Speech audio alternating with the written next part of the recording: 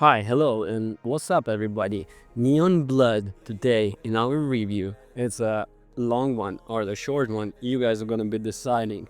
Well, I'm talking not about my review particularly. I'm talking about the Neon Blood and your experience, if you're still gonna go it.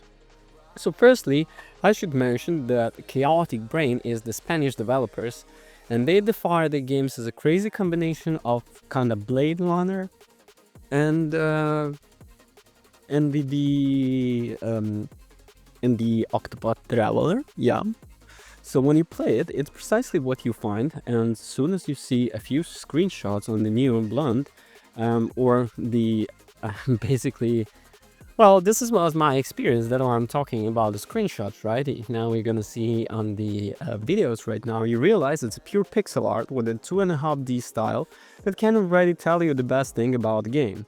It has other interesting ingredients, but once you get past that, it is clear that what the best defines it: carefully crafted cyberpunk styling.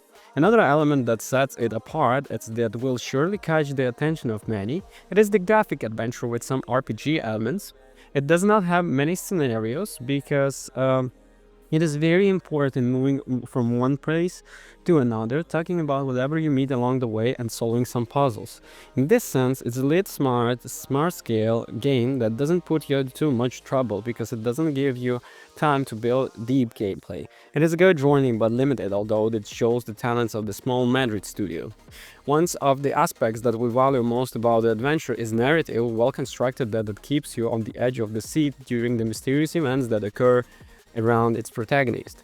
Detective Axel McCoy, who were accompanying such answers about his past, it is true that he hacked the resource of memory loss is used.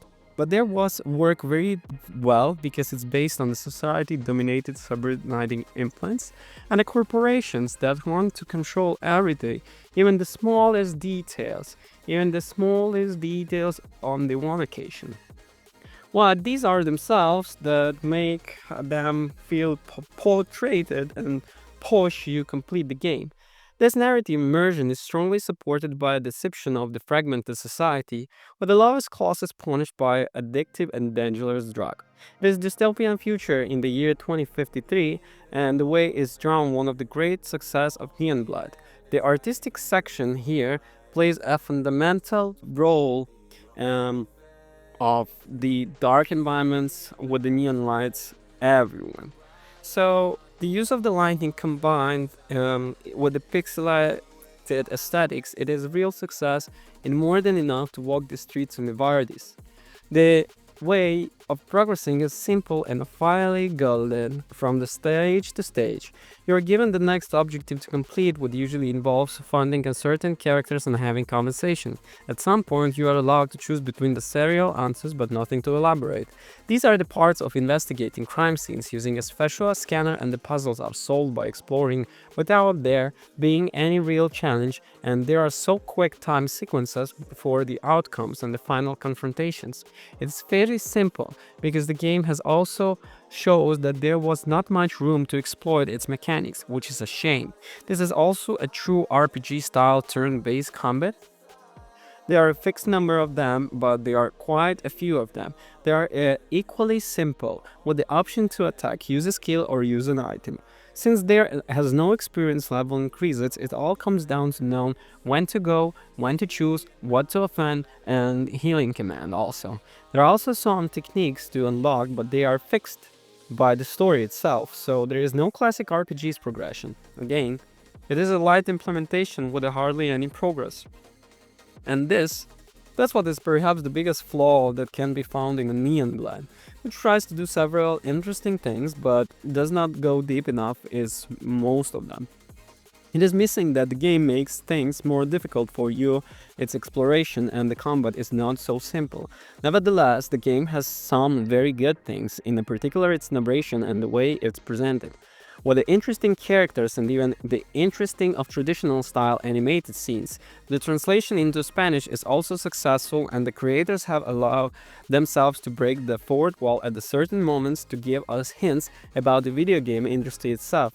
The presentation throughout the menus and the interface is also amazing, making it one of the best attractive indie games of today. The fusion between 2D sprites and the 3D scenarios is talented with the simply gorgeously of the lights. Music all through step below with fits of the cyberpunk intentions of the title, accompanied by influences from the film Noir. Everything related to the narrative and aesthetics is treated with the toughness and attention to the detail, being with repeat and aspects can most convince you when it comes continuing and completing the video game. So, my question, is it worth it, or so much how much this cyberpunk is in the dystopian fortress as well as the point blank click adventures in general? In case, in advertising, in the damn. I mean, an interesting experiment at merging it with the RPG battles, and this is also something to be valued. Perhaps the scale has fallen, but having put so much such a small piece because of the approach was ambitious and had potential. When the game ends, there is no much else to do, and you get the feelings that his could given more of itself. However, that doesn't not mean that it's one of the most interesting indie games we have played.